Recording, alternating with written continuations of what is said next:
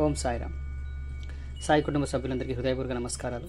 మీకు మీ కుటుంబానికి సంపూర్ణ ఆరోగ్యము, సుఖ సంతోషాలు, సంపద, భోగభాగ్యాలు అన్నీ సాయినాథుని ఆశీర్వాదంగా లభిస్తాయని ఆదరిస్తున్నాను. ఈరోజు బాబా మనకు ఒక ముఖ్యమైన సందేశం ఇవ్వబోతున్నారు. అది మీ హృదయానికి చేరినట్టయితే దయచేసి లైక్ చేసి కామెంట్లో ఓం సాయిరామ్ అని రాయండి.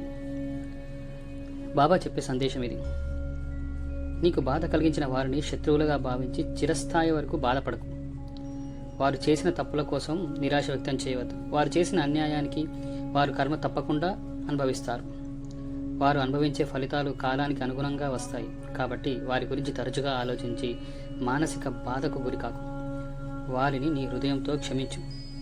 అలా చేయడం ద్వారా నువ్వు వారికన్నా ఇంకా ఎంత ఎత్తుకు ఎదుగుతావు. నీ మనసు కూడా శాంతి చేకూరుస్తుంది. నీ శాంతిని కోల్పోకు. గతంపై చికాకు వదిలే జీవితంతో ముందుకు వెళ్ళు. భవిష్యత్తు బంగారంపైనే దృష్టి పెట్టి అందినటువంటి అవకాశాలను స్వీకరించడానికి సిద్ధంగా ఉండు. చెడు రోజులు వచ్చాయనుకుంటే అవన్నీ కూడా నీ జీవితాన్ని మెరుగుపరిచేందుకే వచ్చాయని ఒక పాఠంగా తీసుకో.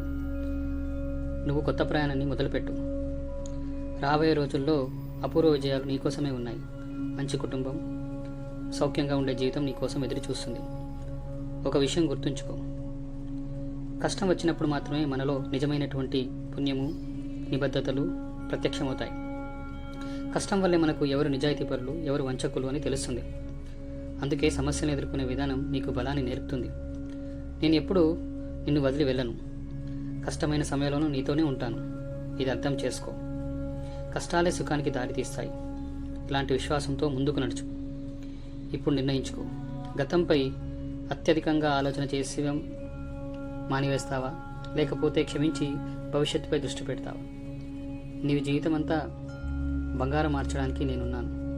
శ్రద్ధ, సబూరి, నమ్మకం ఉంచుకుంటే నీ కుటుంబానికి సుఖం, శాంతి కలుగుతుంది. ఇది బాబా యొక్క సందేశం. ఈ సందేశం మీకు నచ్చినట్లయితే లైక్ చేయండి. ఓం సాయిరామ్ అని కామెంట్ చేయడం మర్చిపోవద్దు. అలాగే మన ఛానల్ సబ్స్క్రైబ్ చేసి మాకు సపోర్ట్ చేయండి. రేపు మళ్ళీ ఒక మంచి సందేశంతో మళ్ళీ కలుద్దాం.